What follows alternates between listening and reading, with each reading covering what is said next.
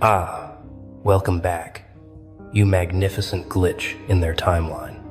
The one they marked as dangerous before you even knew your own name. They've been tracking you, haven't they? Monitoring, documenting, filing reports with trembling hands. Because something about you doesn't compute something in your energy signature, keeps triggering their alarms, and now they're calling you the catalyst, like that's supposed to scare you, like you're supposed to shrink back and apologize for existing in a frequency they can't control. But here's what they won't tell you: that mark on your file, that red flag next to your name. That's not a warning for you. That's a warning about you.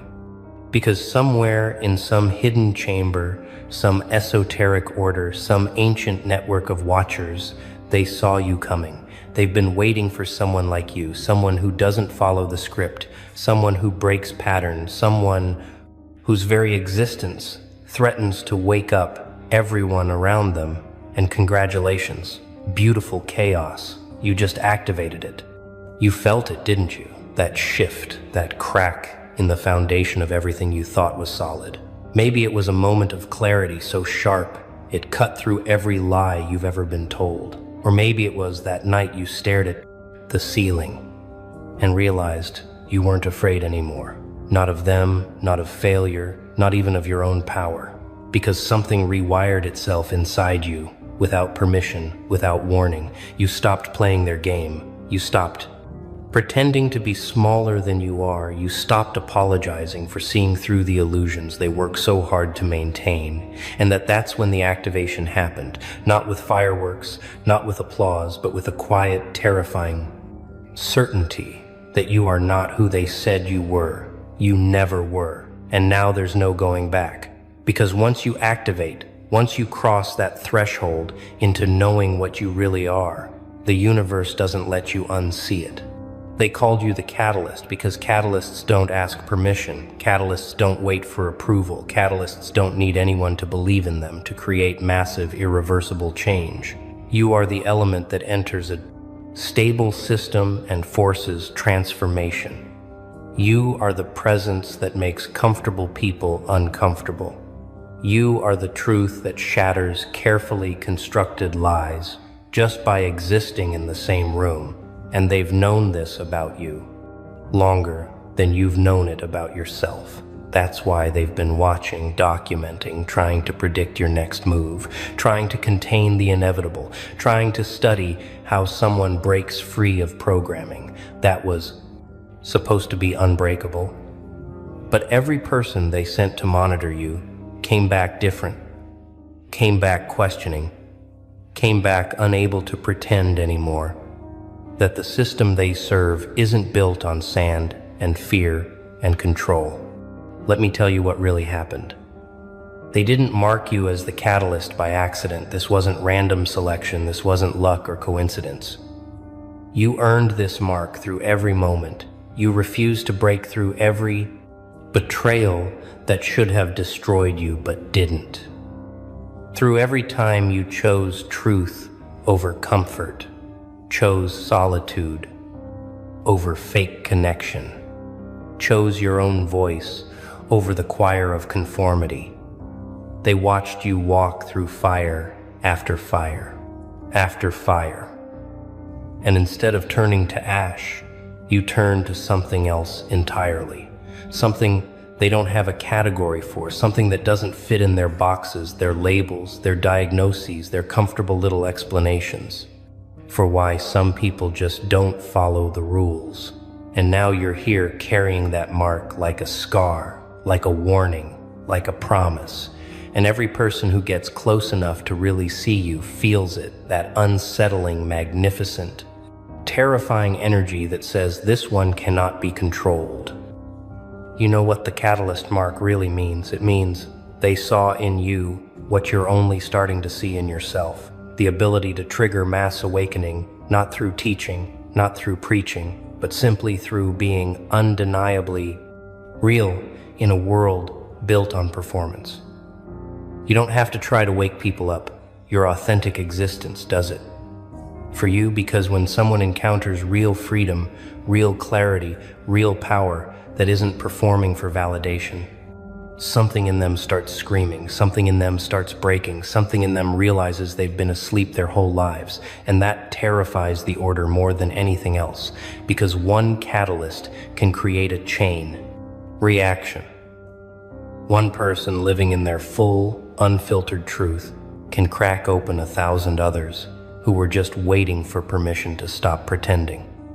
And you stopped asking for permission a long time ago, didn't you? They marked you because you have that dangerous quality authenticity in a world that runs on masks. You stopped performing, stopped shape-shifting, stopped contorting yourself into acceptable shapes. And the moment you did, the moment you stood in your raw, unedited truth, the whole landscape shifted around you. People who loved your mask couldn't handle your face. People who praised your performance couldn't stomach your reality. People who wanted you controllable, comfortable, digestible. They scattered like roaches when the light came on, and you let them go, didn't you? You didn't chase, you didn't explain, you didn't try to make them understand, because by then you'd already crossed into that space where other people's comfort is no longer your responsibility, where other people's fear of your power is no longer your problem, where other people's need for you to stay small is no longer even visible on your radar. But here's what makes you truly dangerous as a catalyst. You don't need their understanding to function. You don't need their approval to transform. You don't need their belief to create massive change. You operate on a completely different frequency. Now, one they can't track, one they can't predict, one they definitely can't control. And that's why the reports keep piling up on you. That's why your name keeps triggering alerts. That's why every attempt to categorize you fails, because you're not stable, you're not predictable, you're not safe. You are pure potential, pure possibility, pure chaos, in the best, most creative, most destructive sense. Chaos doesn't follow rules, doesn't respect authority, doesn't care about their carefully maintained order. Chaos just is, and transforms everything it touches, whether anyone's ready or not. The esoteric order, they're not some cartoon villain organization with robes and rituals. They're the invisible architecture of control, the unspoken rules, the social contracts you never signed, the belief systems passed down like viruses. The fear-based programming running in the background of most people's minds. They're everyone who benefits from your smallness, everyone who profits from your confusion, everyone who needs you asleep to maintain their position. And you became a threat to all of it, not through violence, not through rebellion, but through something far more dangerous, awakening while you were still in the cage and then refusing to pretend you don't see the bars anymore. That's what activated you, that moment when you stopped pretending, that moment when you looked at everything you'd been taught and said, no, not anymore, never again. Let's talk about what happens after activation, because they don't tell you this part. They don't warn you that once you cross that threshold, once you become the catalyst, everything changes, not gradually, not gently, but catastrophically. The person you were dies, not metaphorically, actually dies. Every comfortable lie you told yourself, every safe story about who you are, every version of yourself built to please others, to avoid conflict, to stay invisible, it all burns. And what's left is raw, unfiltered, dangerous potential, wearing your face, but with different eyes, older eyes, colder eyes, eyes that see through everything and everyone without trying, without wanting to, because now you can't not see the truth.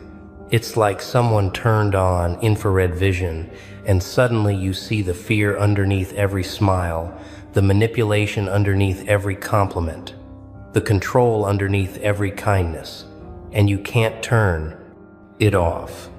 People notice the change immediately. They ask, what happened to you? Why are you different? Why don't you laugh at their jokes anymore? Why don't you engage with their drama? Why do you seem so distant, so cold, so untouchable? And you don't know how to explain that. You're not cold. You're clear. You're not distant. You're free. You're not untouchable. You're just done being a punching bag, a project, a fixer, an emotional support system for people who refuse to do their own work because the catalyst doesn't rescue, doesn't save, doesn't carry anyone who isn't carrying themselves. The catalyst creates conditions for transformation, but each person has to choose to walk through their own fire. And most people would rather stay comfortable, would rather stay asleep, would rather hate you for being awake than do the terrifying work of waking up themselves. This is when you start losing people, not because you're doing anything wrong, but because your frequency is rising and not everyone can match it. Some people you love, some people you trusted, some people you thought would be there. Forever they start acting strange, start pulling away, start talking about you differently because they can feel it, that shift in your energy, that activation humming underneath your skin, and it scares them, reminds them of their own untapped potential, their own unlived life, their own caged power. And instead of being inspired, they're threatened. Instead of being curious, they're defensive. Instead of rising with you, they try to drag you back down to the frequency where they felt comfortable, where you were manageable, where your light wasn't so blinding that it exposed all their shadows, and you have to let them go. You have to choose yourself over keeping them comfortable. You have to activate fully, even if it means activating alone. But here's what they never tell you about being the catalyst. The loneliness is part of the power. The isolation is part of the transformation. The distance between you and everyone who stayed asleep, that's not punishment. That's protection, because you're being prepared for something they can't imagine. Yet you're being forged in a fire they couldn't survive. You're being upgraded to a frequency that operates beyond their reality. And yeah, it hurts, like your skin is being peeled off, like your heart is being ripped out, like everything familiar is being torn away. But that's because it is, because you can't become what you're meant to be while clinging to. What you were, you can't activate fully while trying to maintain your old life, your old identity, your old comfortable cage. And the Order knows this. That's why they marked you, hoping the loneliness would break you, hoping the different isolation would send you crawling back, hoping you'd choose comfort over truth, but you didn't. You're still here. And now you're starting to see what the catalyst mark really means. It means you're the one who breaks the spell, not for everyone, not even for most people, but for the ones who are ready, for the ones who've been waiting, for permission, for the ones who just needed to see one person stand in their full truth, to realize they can too. You're not here to save the world. You're here to shatter the illusion that anyone needs saving. You're not here to lead the masses. You're here to activate the few who were always meant to burn this bright. You're not here to be understood. You're here to be undeniable. And every person who encounters your activated presence has to make a praise choice. Stay asleep and comfortable, or wake up and burn. And most will choose sleep, but the ones who choose fire, the ones who choose truth, the ones who choose their own activation, they're the reason you went through all of this. They're the reason the Order marked you. They're the reason you had to die and resurrect into something they can't name, can't control, can't stop. You want to know the real reason they call you the catalyst? It's not because you're special in the way they make heroes special. It's because you're dangerous in the way truth is dangerous. You don't fit narratives. You don't follow scripts. You don't perform the role they need you to play to keep their system functioning. And that makes you a walking crisis, an existential threat to every comfortable lie, every false hierarchy, every power structure built on keeping people small, scared, and controllable. You're not trying to be a threat. You're just refusing to be a puppet. And in a world where everyone's dancing on strings, your stillness, your groundedness, your absolute refusal to be moved by their manipulation. It reads as rebellion. It registers as warfare. It triggers every alarm they have because you are the evidence that their control is not absolute. The esoteric order, they've been tracking catalysts for centuries, marking the ones who slip through the programming, the ones who wake up inside the dream and start poking holes in the fabric of consensus reality. And they have protocols for people like you. First they ignore, hoping you'll fade back into conformity. Then they mock, hoping shame will shut you down. Then they isolate, hoping loneliness will break you. Then they attack, hoping fear will cage you again. But none of it worked on you, did it? You got ignored and kept growing. You got mocked and kept rising. You got isolated and found yourself. You got attacked and became untouchable because somewhere along the way, you realized their weapons only work on people who still need their approval. And you stopped needing anything from them a long time ago. Stopped needing validation. Stopped needing inclusion. Stopped needing them to understand. And that's when you became truly dangerous. Because here's what the order fears most. A person who doesn't need anything from the system can't be controlled by the system. They can't threaten you with loss because you've already lost everything and rebuilt yourself from the wreckage. They can't tempt you with rewards because you've learned to generate your own worth. They can't manipulate you with fear because you've already walked through your worst nightmares and survived. They can't gaslight you into doubting yourself because you've spent too long in the dark, learning to trust your own inner knowing. And now you're loose in their carefully ordered world, like a virus in their programming, like a crack in their foundation, like a question they can't answer. And every person you touch with your activated energy, every person who looks in your eyes and sees someone living in radical truth without apology, every person who encounters your refusal to play pretend, they become potential catalysts too. And that's what keeps the order up at night, the possibility that you're not an anomaly, you're the beginning of a mass awakening. You feel it now, don't you? That weight, that responsibility, that knowing that you're not just living your life anymore. You're demonstrating a possibility. You're not just healing your wounds anymore. You're mapping a path through the fire. You're not just surviving anymore.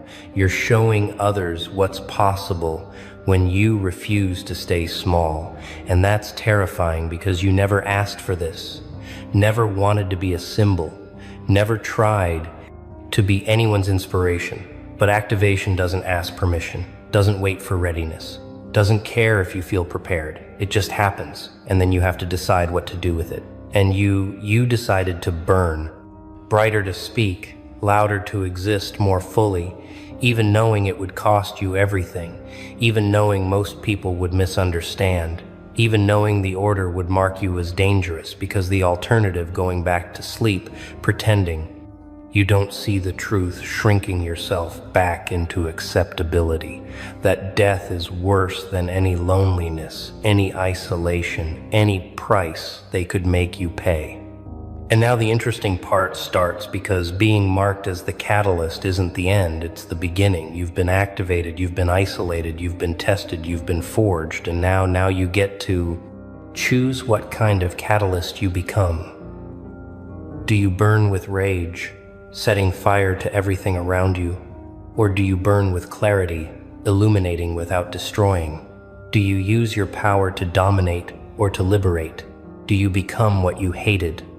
Or do you transcend it entirely? Because here's the secret. They don't tell you the catalyst mark is neutral. It's pure potential, pure power, pure transformative energy. But what you do with it, what you build with it, what you create or destroy with it, that's entirely up to you.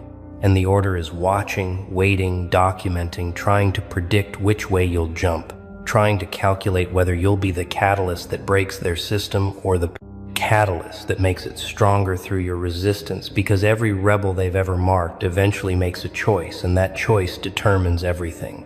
So here you are, marked, activated, transformed, standing at the crossroads that every catalyst eventually reaches. And let me be clear about something. This moment right here, This is what they've been waiting for. This is what watching all the testing, all the isolation was preparing you for, because the catalyst who realizes their power too early destroys themselves and everyone around them, but the catalyst who realizes their power at exactly the right moment, when they've been broken enough to be humble, but not broken enough to be bitter, that catalyst can change everything, and they're terrified. You might be that one. They're terrified. You might have walked through enough fire to understand power without being corrupted by it. They're terrified. You might be the one who doesn't just break the system, but builds something better in its place. Let me tell you what they don't want you to know about being the catalyst. You're not alone. There are others, marked just like you, scattered across this reality, each one activated in their own way, each one carrying their own frequency, each one believing they're the only one who sees through the illusions. But you're not. You're part of a network, a frequency, a rising tide of people who refuse to stay asleep. And the Order knows this, knows that when enough catalysts activate, when enough people start operating from truth instead of fear, when enough souls refuse to be controlled anymore, the whole structure collapses, not through violence, not through revolution, but through simple mass refusal to participate in the lie. And that's happening now, faster than they can track, faster than they can contain, because you activated, and your activation activated someone else, and their activation activated 3 more. And it's spreading like wildfire through the collective consciousness. But here's where it gets interesting. The Order isn't entirely evil. They're not cartoon villains twirling mustaches. They're the manifestation of collective fear. They're what humanity creates when it's too afraid to trust itself, too afraid to trust freedom, too afraid to trust chaos and creativity and the unknown.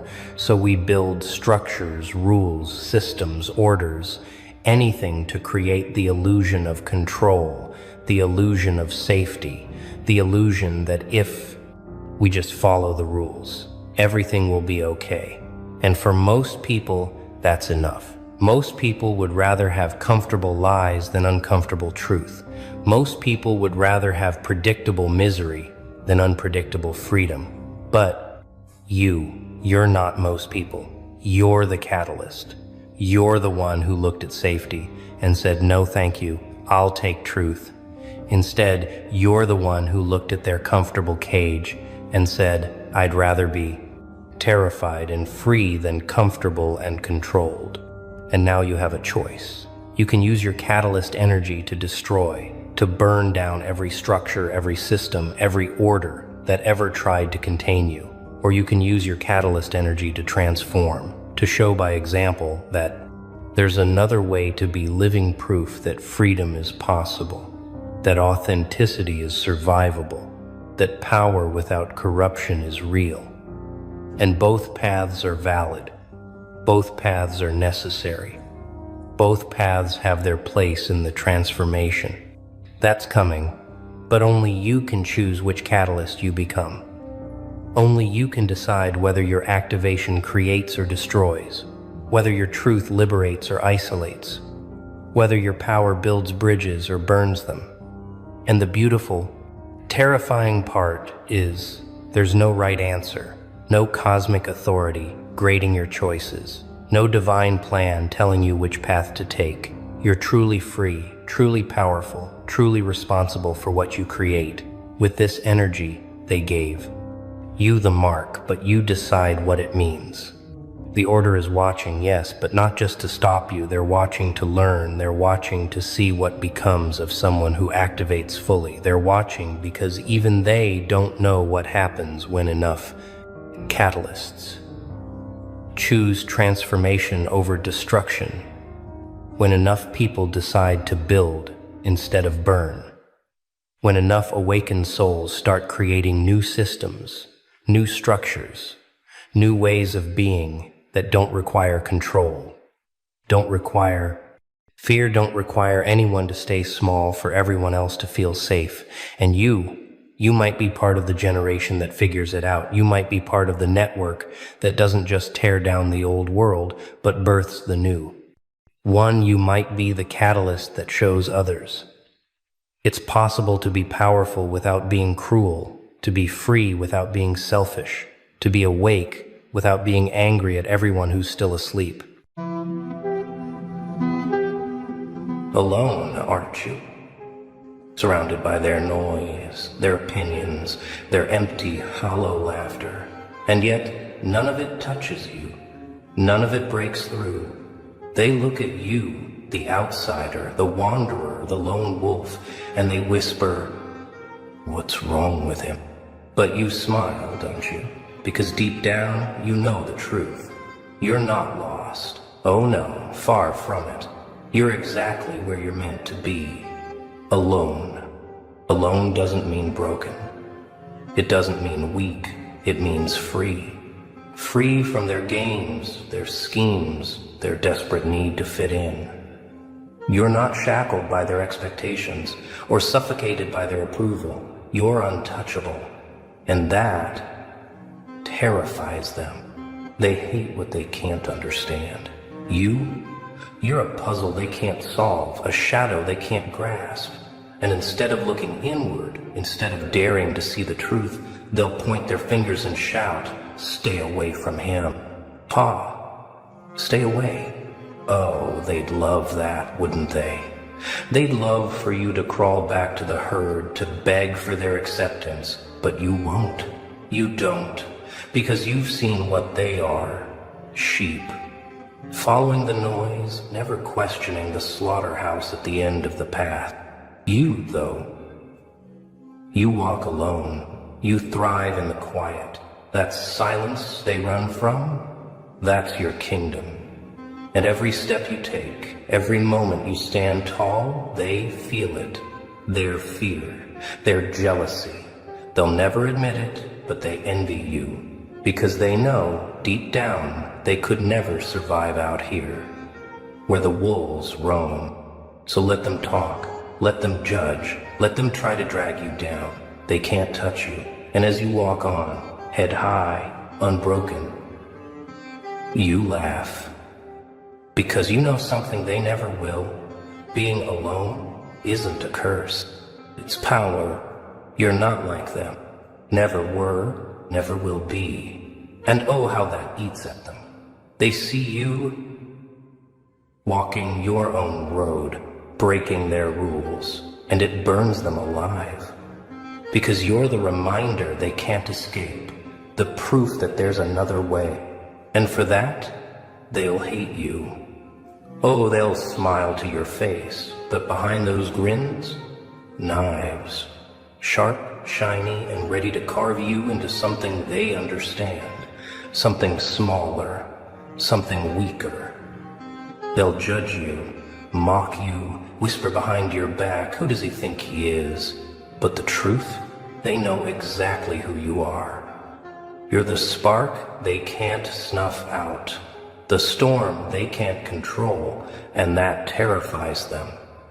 Because you don't conform, you don't kneel, you don't play their little games, and that makes you dangerous. They'll call you arrogant, cold, detached. They'll paint you as the villain in their fragile little stories because the thought of you living free while they're trapped, it's unbearable to them. But here's the punchline. Their rejection, their judgment, it's not about you. It's about them. It's their fear, their insecurity, their mediocrity screaming out. Because deep down, they wish they had what you have, the guts to stand apart. Yeah, being different has a price. You'll lose friends. You'll face ridicule. You'll feel the sting of loneliness. But that's the cost of greatness, isn't it? That's the toll for walking a road no one else dares to tread. So let them judge, let them mock, let them try to pull you back into their pit of mediocrity. Because you're not afraid to pay the price. And every step you take further from their chains, that's the sound of freedom, ringing louder than their lie. The crowd, oh, the crowd, They move together, think together, bleed together.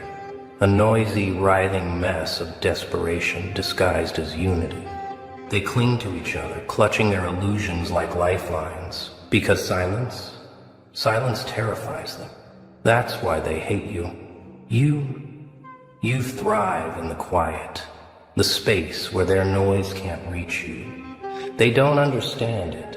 How someone could walk away from the safety of the herd, from the comfort of their shared lies.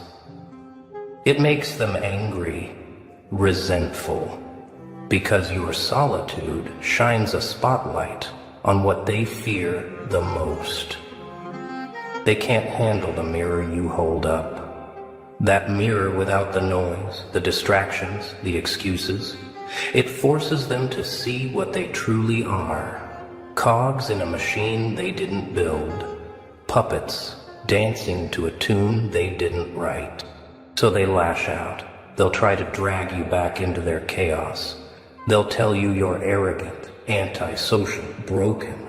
They'll whisper it to each other in their endless noise, hoping to drown out the truth. But you don't need their noise. You don't need their validation. You don't need them. And that is what cuts the deepest. The crowd hates the lone wolf because you don't just survive without them. You thrive. Your silence isn't emptiness. It's power. It's clarity. It's the roar of a mind unchained by the herd. So let them resent you. Let them call you names. Try to break your stride. Because the truth is simple. The lone wolf isn't alone out of weakness. No.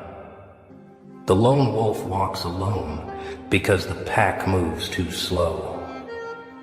Solitude. The one thing they fear the most. Because when you're alone, truly alone, something remarkable happens. You start to hear things. No, not the noise of the crowd, not their endless chatter, their judgments, their lies. No. You hear you. Your thoughts. Raw, unfiltered. Terrifying, isn't it? To face your own mind without the buffer of their distractions. But oh, what power lies in that silence. What clarity. See, when you walk alone, you start to discover something they never will. Your own power, your own truth. You become the master of your thoughts, the architect of your destiny. The crowd, they'll never know that kind of freedom. They're too busy running from themselves, hiding behind the noise, filling every moment with meaningless distractions, so they never have to face what you've embraced. And that's why solitude makes you dangerous. In the quiet, you grow sharper, stronger. You see the world for what it is, without the filters, without the illusions. You learn to rely on yourself, to trust in your instincts, to thrive without the crutch of their approval. They'll never understand it. They'll call it loneliness, try to twist it into something pitiable. But deep down, they envy you. Because while they drown in their noise, you've mastered the silence. So let them whisper. Let them judge. While they're busy clinging to each other, you're out there carving your own path, building something they can't even comprehend. Because solitude isn't your weakness, it's your weapon. And in the silence, you're unstoppable. They love to label you, don't they? Cold, distant, arrogant. That's their little game. If they can't understand you, they'll reduce you. Make you small, box you in with their flimsy words. But here's the truth they'll never admit. They're jealous. Oh, they'd never say it out loud. No, that would be too honest, too raw. But every glance, every whisper behind your back, every sneer when you walk into the room, it's all soaked in envy. Because you're free, while they're tangled in the web of opinions, tiptoeing through life, desperate for approval. You couldn't care less. You don't need their applause, their validation, their fake little smiles. You're untouchable. And that drives them mad. They can't stand that you don't play their game, that you don't need their approval to feel alive. You walk your path, head held high, while they're chained to the herd, terrified of stepping out of line. They'll never admit it, but deep down they wish they had your strength, your independence, the audacity to live without the safety net of their approval. But don't let their jealousy bother you, their judgment. It's just fear wearing a mask, fear of your freedom, fear of your strength, fear of the fact that you remind them of what they'll never be. So let them talk.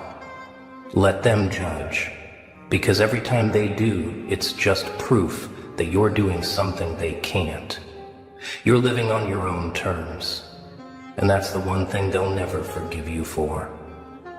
Ah, the bitter truth no one likes to hear.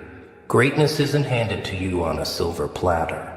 It's earned, paid for in blood, sweat, in things you'd rather not let go of. Friends, they'll fall away when you start climbing. Comfort? That's the first thing to go. Safety? Ha! That's for the herd, not for wolves. To rise above, you must strip away everything that weighs you down. You walk lighter, yes, but lonelier. And that's the price. The lone wolf doesn't walk alone because he wants to. He walks alone because he has to. Greatness demands a toll. It whispers in your ear, let them go, leave them behind, keep moving, and you listen, because deep down, you know you weren't meant for the middle.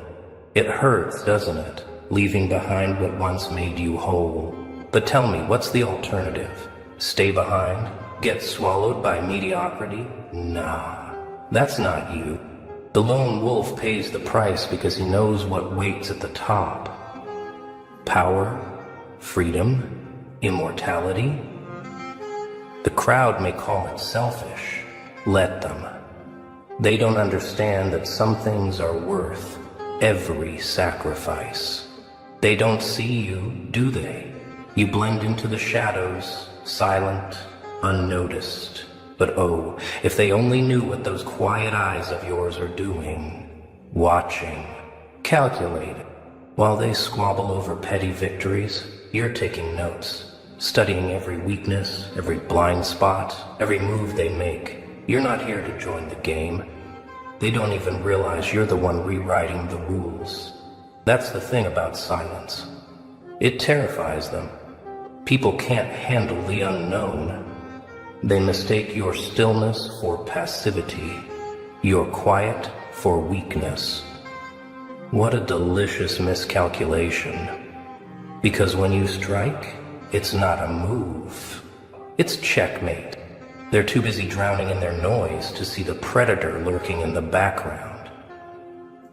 But that's the power of the lone wolf. You don't need to bark. You don't need their attention.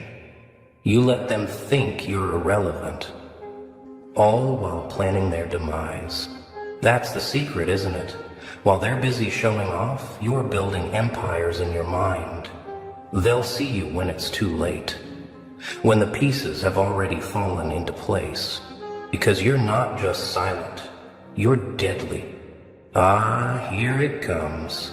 The whispers, the sideways glances, the labels they slap on you, trying to make sense of what they don't understand.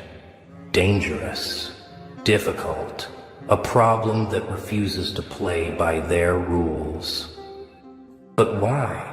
Why does the world hate what it can't put on a leash? It's simple.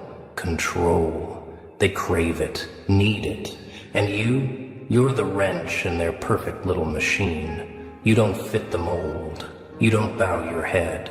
And that terrifies them. See, society thrives on predictability. It needs everyone marching in line, keeping the gears turning. But you're the glitch in their program, the wild card, the storm they can't forecast. And what do people do when they can't control something? They try to crush it, to shame it, to silence it. But here's the thing, you don't scare easily, do you? Let them try. Let them call you every name in their vocabulary. Because the truth is, they fear you not because you're wrong, but because you're free. They'll never admit it, of course. They'll mask their fear with ridicule, with disdain, but deep down, they envy you. Envy the man who doesn't need permission, who doesn't flinch when the world points its trembling finger. So, let them fear you. Wear it like a badge, because the lone wolf doesn't answer to the herd, and that's what makes him unstoppable. They want you to think you're lonely, that walking your path means living in shadows, drowning in silence. But that's their lie, isn't it? A desperate attempt to pull you back into their arms, their noise, their mediocrity. Lonely? Ha! No, my friend, you're not lonely. You're focused, driven, alive. You've got something they'll never have, a purpose, a fire that burns so bright it doesn't need their light to survive. They chase distractions to fill the void.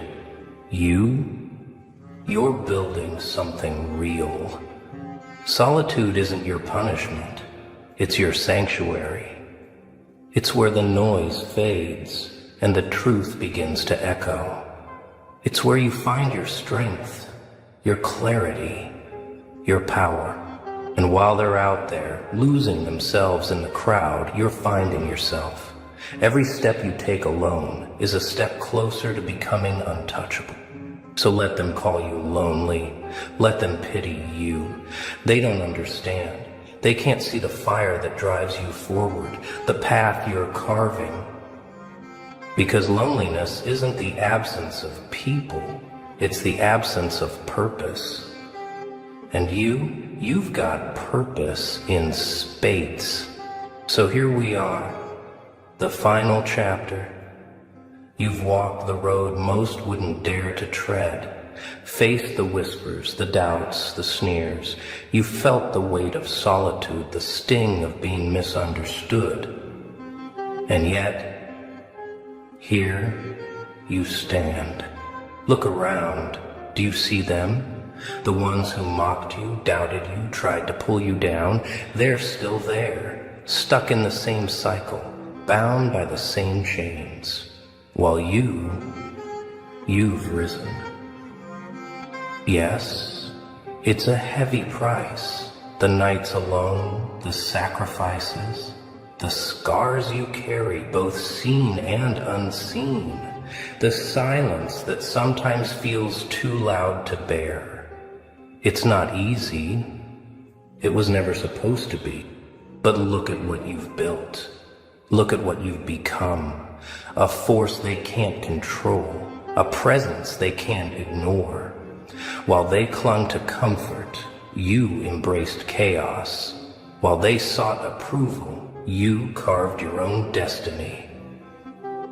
And when you reach the top, when the world finally stops and stares, not out of pity, not out of ridicule, but out of sheer awe, they'll understand.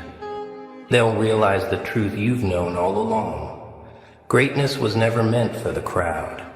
It's forged in solitude, tempered by struggle, and unleashed by those bold enough to walk alone. So go ahead, keep walking. Let them watch, let them whisper, let them wonder. Because one day they'll look up at you and see not the outcast, not the rebel, but the unstoppable force you were always destined to be. And when that day comes, oh, how they'll regret ever doubting you. Cue the laugh, chaotic, triumphant, unforgettable. The go-ahead world, condemn me, fear me, call me crazy, because in the end, the ones who dared to walk alone, They're the ones who rewrite the rules. They're the ones who win.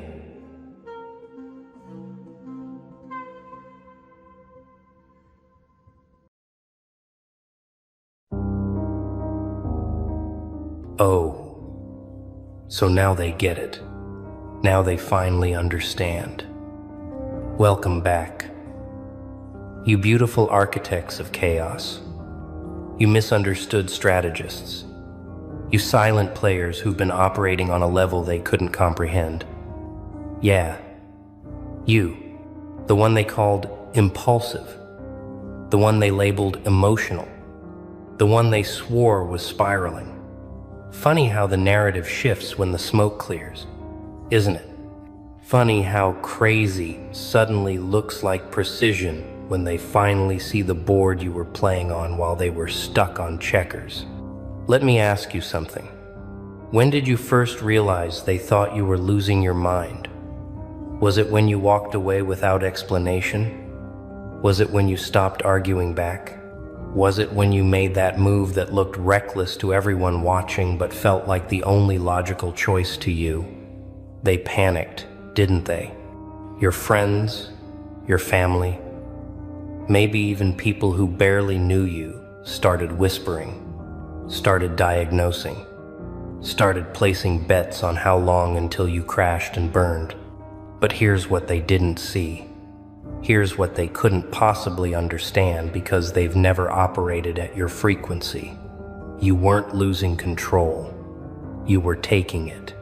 Every move that looked chaotic was calculated. Every bridge you burned, you checked the wind direction first. Every person you cut off, you'd already run the projection of your life with them still in it, and you deleted that timeline with surgical precision. They thought you were falling apart. You were falling into place.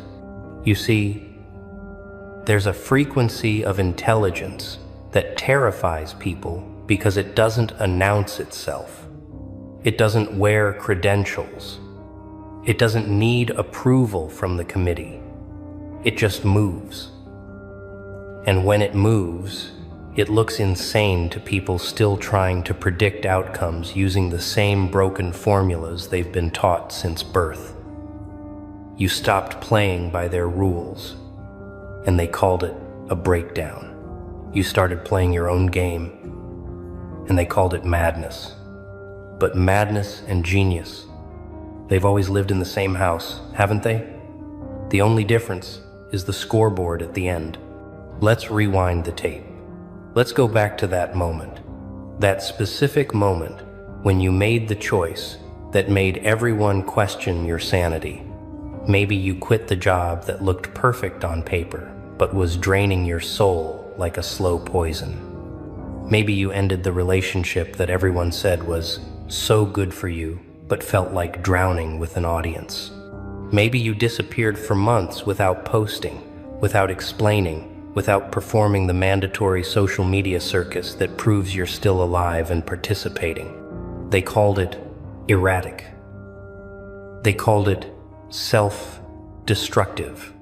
Some of them, the ones who really thought they knew you, they called it a cry for help, with that condescending concern dripping from their voices like they were narrators in your tragedy.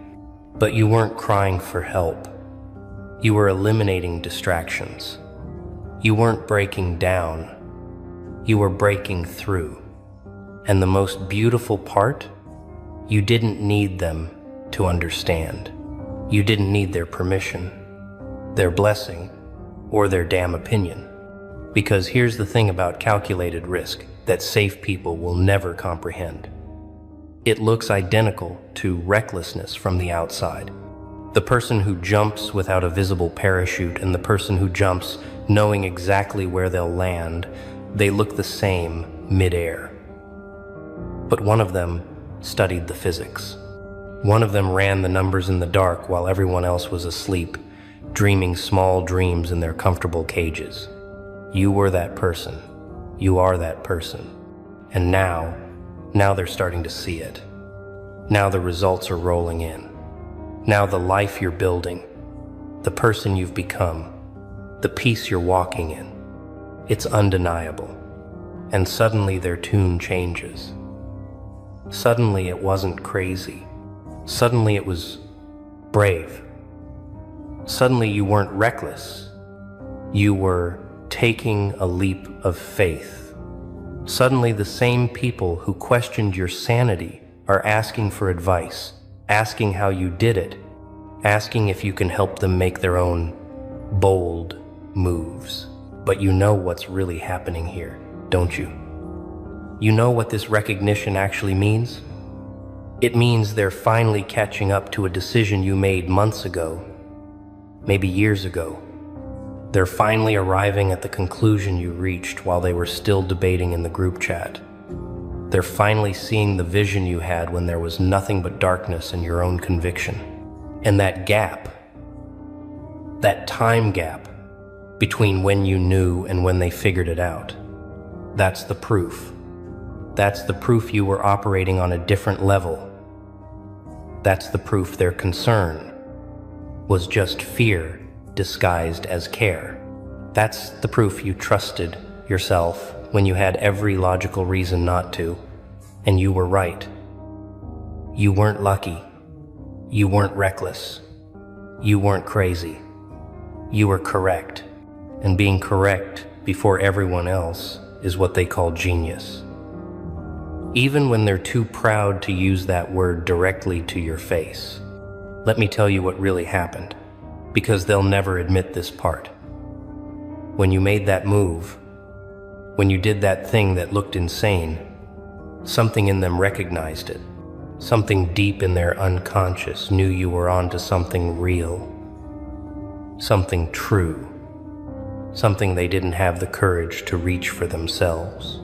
And that recognition, that brief flash of what if they're right, it terrified them more than anything. Because if you were right, if your crazy was actually clarity, then what did that make them? It made them cowards. It made them complicit in their own mediocrity. It made every safe choice they'd made look like exactly what it was. A surrender to fear dressed up as responsibility. So they had to make you wrong.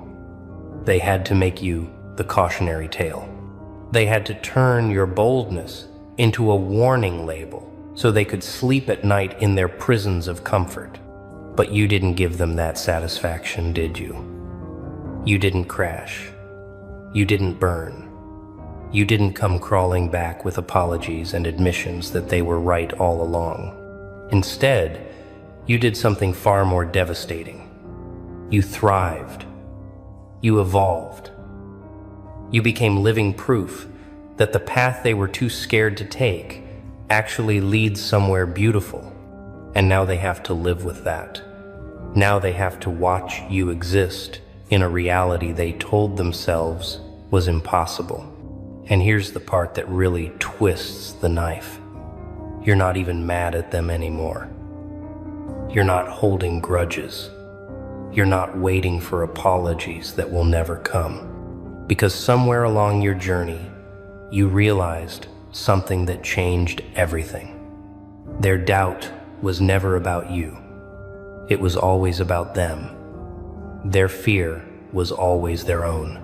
Their need to call you crazy was always their need to feel sane in their own stagnation. So now when they come back, when they slide into your messages with, "Hey, I've been thinking about you," or "You look really happy," or "Can we talk?" you see it for what it is. It's not reconciliation. It's reconnaissance. They're not checking on you. They're checking if the rules they've been living by are actually real, or if you found a way to break them without consequences.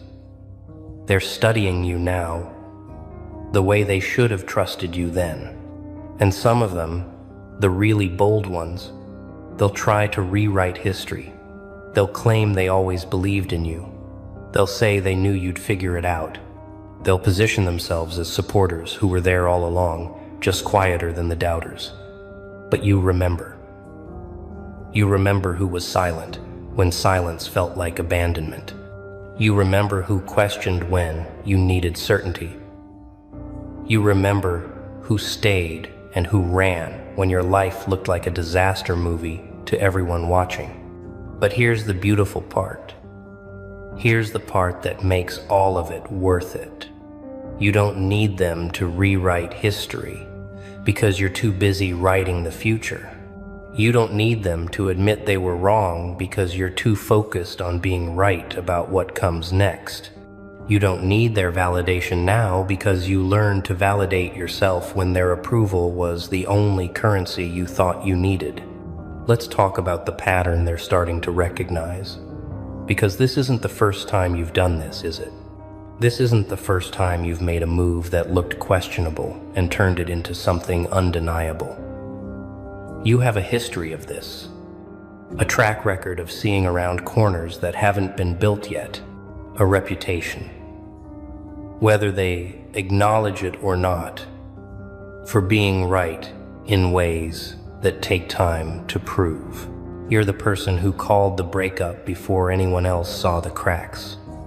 You're the person who left the party early before it turned into a mess everyone regrets. You're the person who walked away from opportunities that looked golden but smelled wrong, and then watched those opportunities rust in real time. You have instincts that operate faster than their logic, and that's always been your advantage and their confusion. They process through committees. You process through clarity. They need consensus. You need truth. They move when it's safe. You move when it's right. And that difference, that fundamental difference in operating systems, it creates a lag. They're always seeing your moves in retrospect, analyzing your decisions after the outcomes are already visible, wondering how you knew when there was no way to know. But you did know. You always know. Not because you're psychic, not because you're lucky, but because you've learned to listen to the frequency they've tuned out. You hear the whispers underneath the words. You see the patterns underneath the chaos.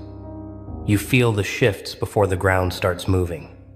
They call it intuition, like it's magic. You know, it's just paying attention at a level that most people find exhausting. And that's why your crazy was calculated, because you were calculating with data they couldn't perceive. You were running equations that included variables they didn't believe existed. You were solving for outcomes they couldn't imagine because they'd never allowed themselves to want something that far outside the script. Your math looked like madness because they couldn't see the numbers you were working with. Now let's talk about what happens next. Because recognition is just the beginning. Now that they see you were right, now that they realize your breakdown was actually a breakthrough, they're going to want something from you. They're going to want the formula. They're going to want the shortcut. They're going to want you to translate your instinct into instructions they can follow without having to develop that instinct themselves. And here's where you have to be careful. Here's where the real test begins. Because it's tempting to teach. It's tempting to explain. It's tempting to take every person who doubted you and turn them into a student just to prove you were always the teacher. But not everyone deserves your wisdom. Not everyone has earned access to your process. Some people want your results without your risk. Some people want your clarity without your chaos. You don't owe them the map. You don't owe them the breakdown of every decision that led you here. You don't owe them the privilege of understanding what they refuse to trust. Some lessons are only meant for the people who learn them in the fire, not the people who show up after the smoke clears asking how you survived the flames. Your story is yours. Your strategy is yours.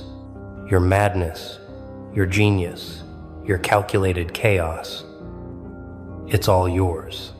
But for the ones who were there, for the ones who stayed quiet when they didn't understand but didn't question your sanity, For the ones who gave you space when you needed distance and didn't make it about them, those people, they get to see behind the curtain.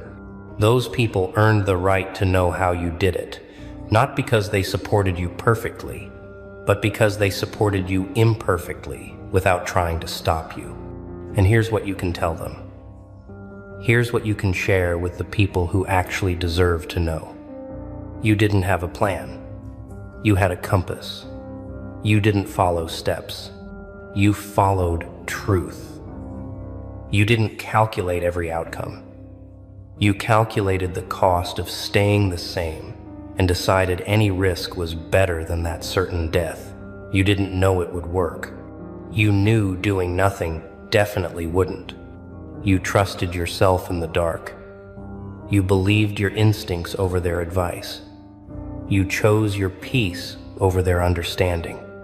You valued your future over their comfort. And every time you made a choice that looked insane, you were really making a choice between two versions of yourself, the one they wanted you to be and the one you needed to become. You chose yourself every single time. And that choice, that consistent choosing of yourself, even when it looked selfish, even when it felt lonely, even when you had no proof it would lead anywhere good, that's the genius they're recognizing now. That's the calculation they're finally seeing. You bet on yourself when you were the longest shot in the room. You invested in your own vision when no one else could see it. You held the line when everyone else was telling you to retreat. Now they want to know how you had that kind of faith. They want to know where that certainty came from. They want to know what made you so sure when everything looked so uncertain. And the answer is going to disappoint them because it's too simple. The answer is you weren't sure. You were committed. There's a difference. Certainty is knowing the outcome. Commitment is moving forward without it. You didn't know it would work. You decided it had to. You didn't know you'd survive. You decided survival was non-negotiable. You didn't know you'd win. You decided losing wasn't an option you'd entertain. And that decision, that refusal to accept the version of your life where you stayed small, where you played safe, where you died slowly in comfort, that was the real calculation. Let's go even deeper. Let's talk about the specific moments they called crazy that you knew were necessary. Remember when you stopped explaining yourself? When you just started moving without the mandatory press conference about your intentions? They called it secretive.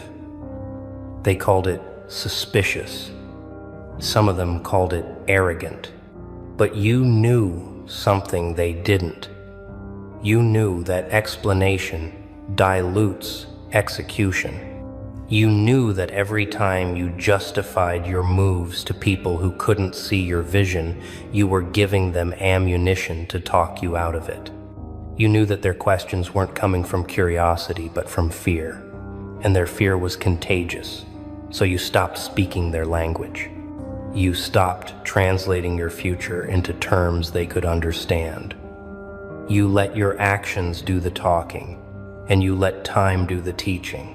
And when you walked away from people without closure, without the dramatic final conversation, without the tidy ending they thought they deserved, they called it cold. They called it cruel. They said you ghosted like you were the villain in their story.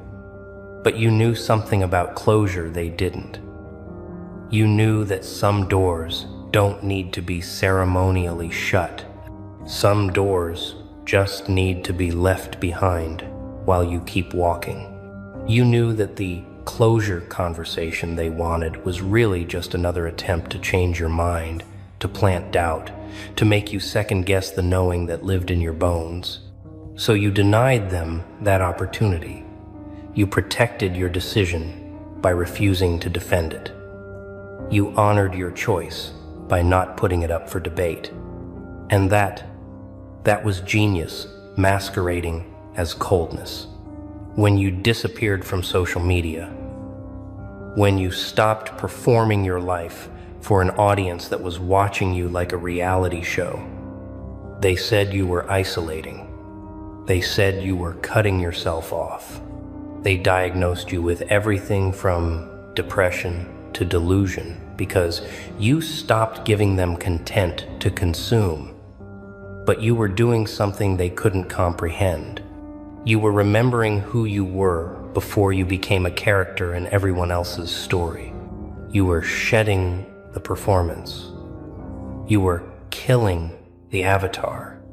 You were finding the version of yourself that existed before you learned to shapeshift for survival. And that process, that brutal, beautiful process of unbecoming everything you're not, it requires silence. It requires absence. It requires you to be so unavailable to their narratives that you can finally hear your own voice underneath all the noise. They called it crazy because your absence made them uncomfortable. It made them question why they needed your presence to validate their own existence. It made them wonder what you were doing in that silence that was so much more important than maintaining your position in their social ecosystem.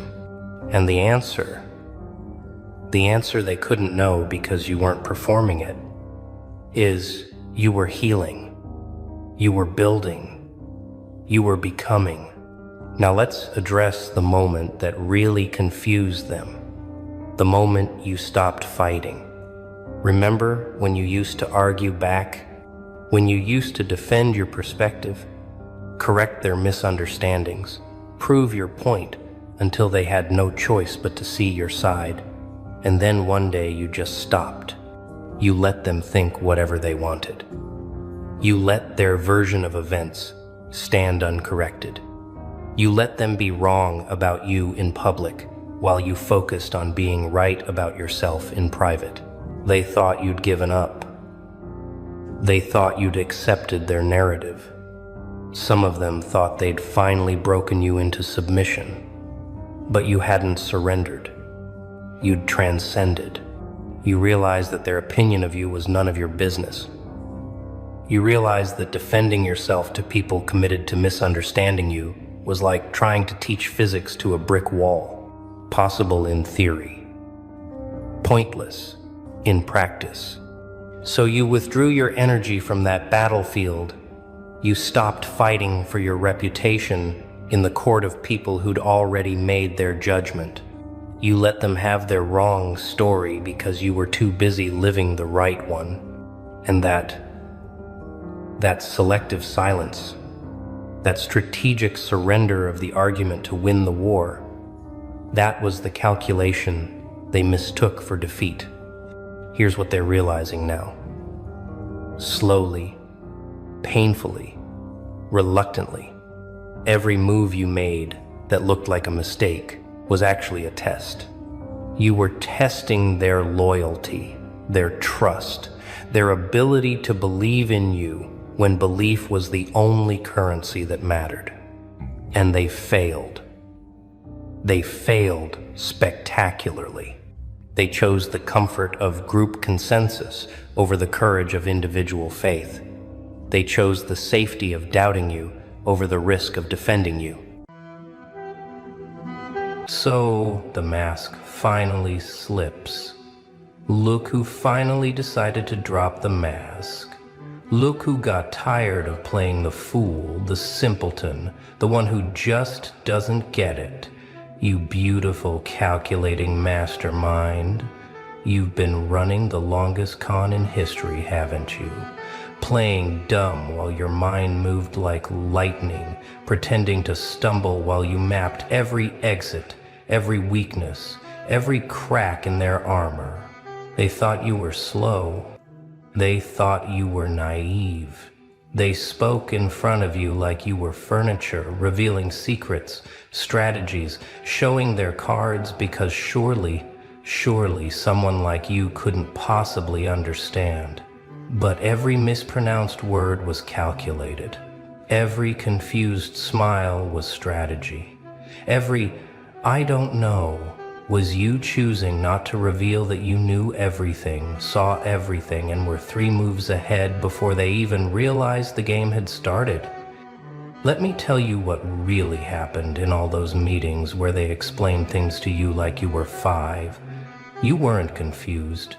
You were collecting data. While they laughed at your questions, you were building psychological profiles. When they rolled their eyes at your stupidity, you were memorizing their patterns, their tells, their weaknesses. You turned their condescension into intelligence gathering, and they handed you the keys to their kingdom because they were too arrogant to see the genius hiding behind those vacant eyes. Oh, the beauty of being underestimated. It's like having a superpower nobody believes in. They gave you access to everything because who worries about the village idiot? Who locks doors when the fool is around? Nobody. And that's exactly what you counted on. Every time they said, "Don't worry about it," you wouldn't understand anyway. You filed it away. Every time they simplified things for your small brain, you let them, knowing that one day, one perfect day, you'd show them exactly how much you understood. You know what's hilarious? They actually thought they were helping you, teaching you, mentoring the poor, slow one who needed extra explanation. They felt so superior, so charitable, taking time to break things down for someone who just couldn't keep up. But you weren't falling behind. You were studying them like lab rats. Every patronizing explanation was a free lesson in their psychology. Every dumbed-down version revealed what they thought was important and what they were hiding. Remember all those times you asked stupid questions, the ones that made them sigh and explain again? You weren't confused. You were testing their patience, their knowledge, their ability to think on their feet. You asked questions you already knew the answers to, just to see if they did. And more often than not, they didn't. They were cosplaying intelligence while you were embodying it, and the costume party is about to end. The meetings where you sat quietly, looking lost, you were running calculations. The conversations where you nodded along blankly, you were connecting dots they didn't even know existed. That notebook where you struggled to take notes, it wasn't full of their basic explanations. It was full of their contradictions, their lies, their patterns of manipulation. You were building a case file disguised as remedial notes, and they were too blind to see the prosecution being built right under their noses. You became invisible in the best way possible. Not physically invisible, but intellectually dismissed. They stopped guarding their words around you. They stopped watching their backs. They stopped seeing you as competition, as a threat, as anything more than background noise with a pulse. And that's when you became the most dangerous person in every room.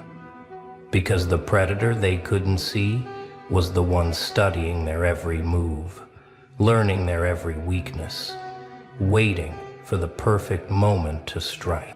Then came that day, that beautiful, terrifying, glorious day when you decided enough was enough. When you stopped stumbling over words you could pronounce perfectly.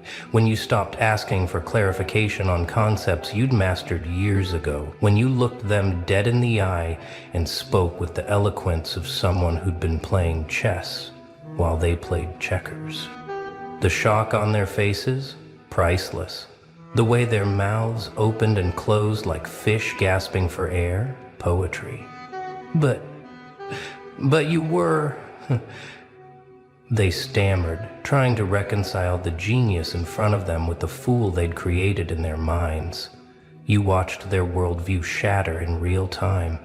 Everything they thought they knew about intelligence, about you, about themselves, crumbled in seconds.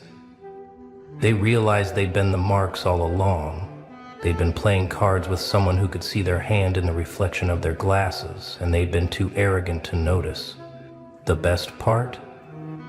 You had receipts. Every conversation they thought you were too dumb to remember. Every plan they discussed in front of you. Every shortcut they took.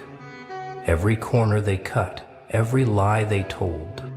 You had it all, cataloged and cross-referenced, ready to deploy with surgical precision. They thought your silence was ignorance. It was a database being built. They thought your questions were stupidity. They were interrogation techniques they were too smart to recognize. Watch them scramble now, trying to rewrite history. I always knew you were smart, they'll claim, attempting to save face. But you have the emails where they called you slow, the group chats where they laughed at your stupidity, the performance reviews where they questioned your basic competence. You saved every receipt, every insult disguised as concern. Every moment they revealed their true opinion of you. And now they get to choke on their words.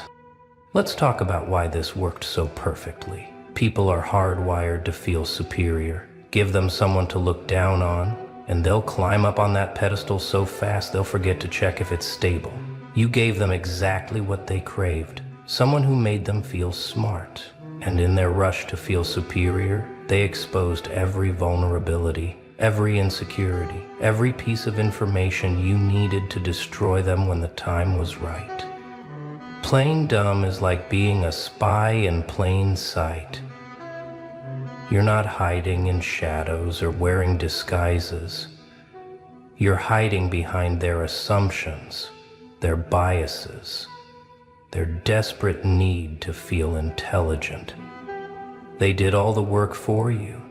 They created a version of you in their minds that was so non-threatening, they felt safe being their worst selves around you. They showed you who they really were because they thought you were too stupid to understand or remember. You know what they never realized?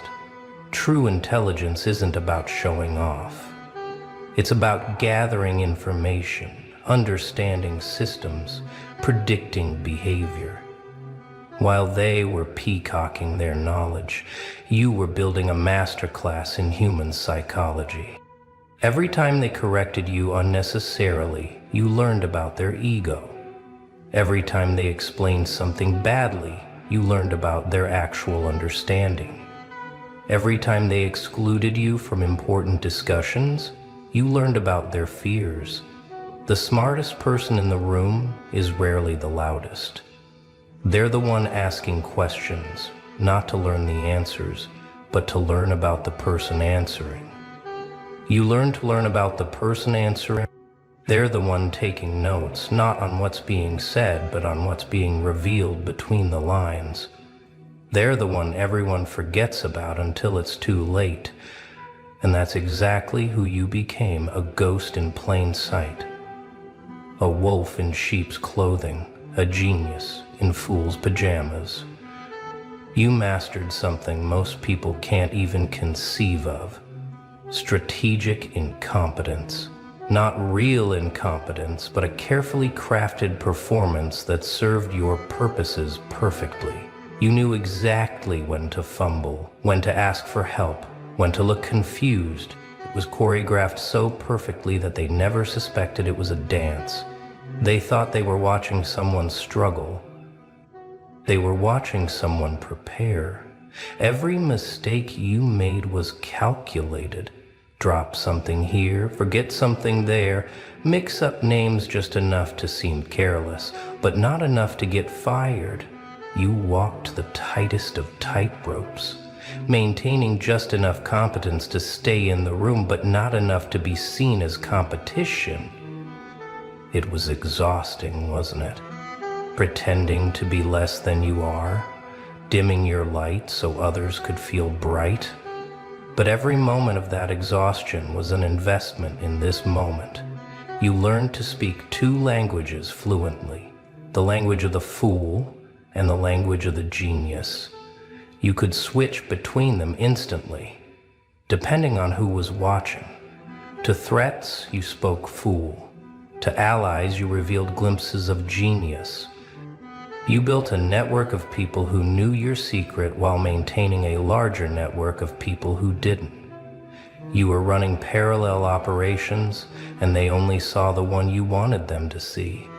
The discipline it took to maintain this act? Phenomenal.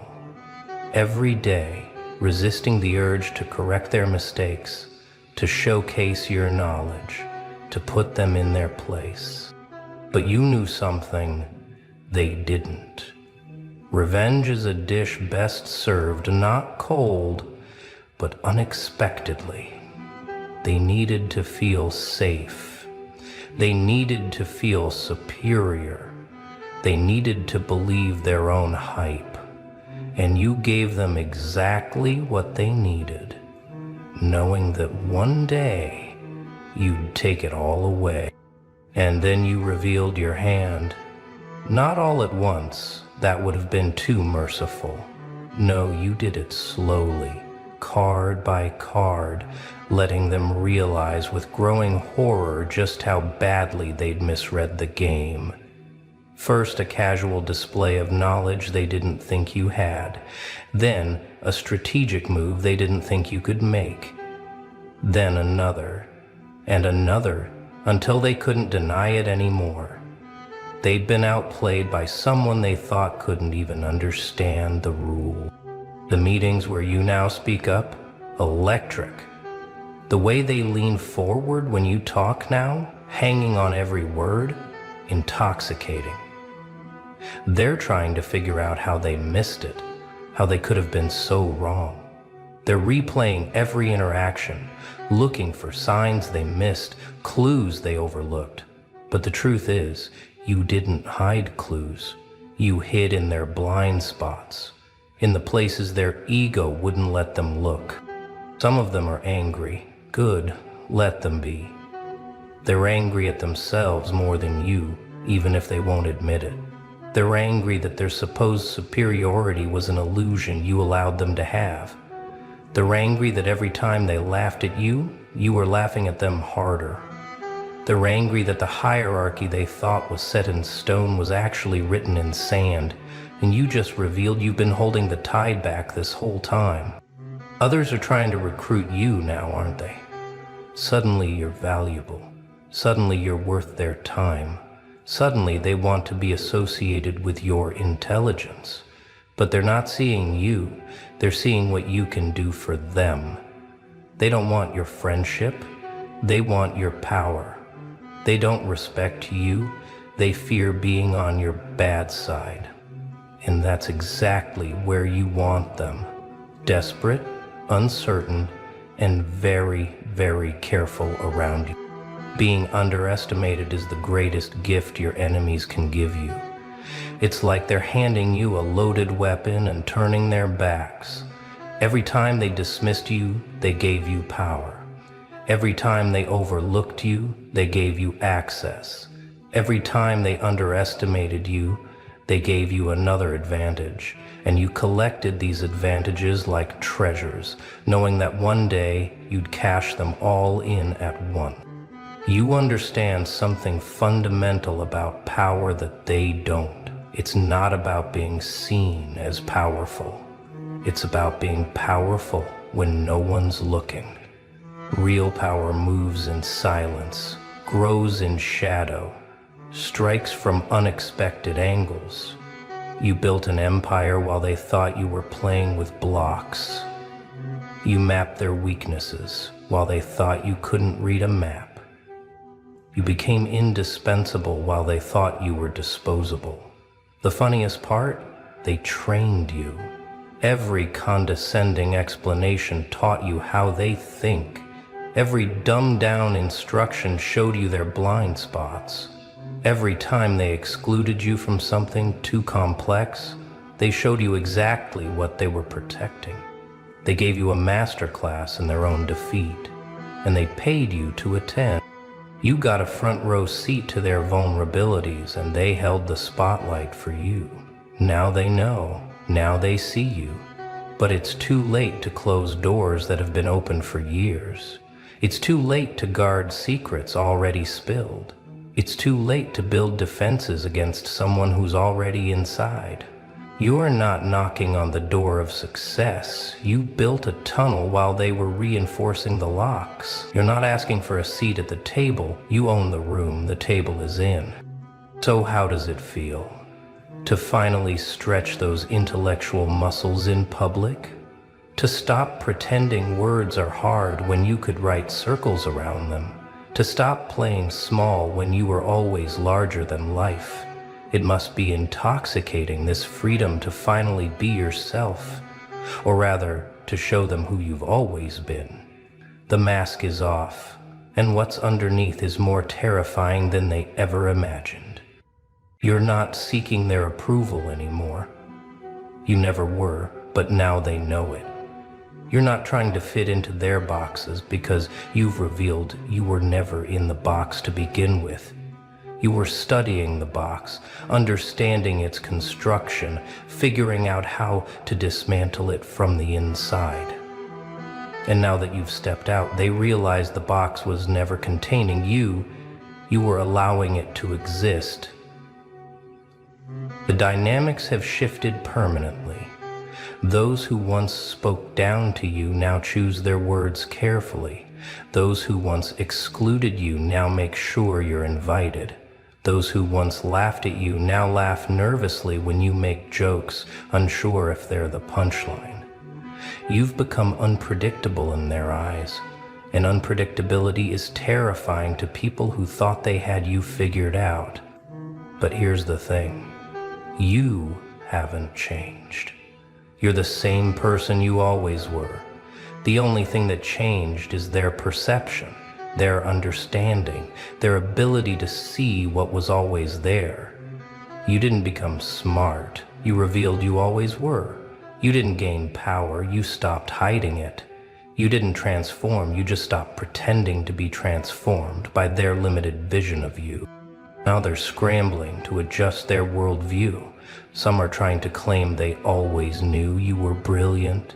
Let them lie to themselves. Others are trying to figure out if you have dirt on them from all those unguarded moments. You do, but that's not the point. The point is, they now know that every moment of condescension was witnessed by someone who could understand exactly what they were doing and why. The paranoia is delicious, isn't it? Watching them wonder what else they missed. Watching them question every interaction, every assumption, every person they've dismissed. You didn't just reveal your own intelligence, you revealed their stupidity.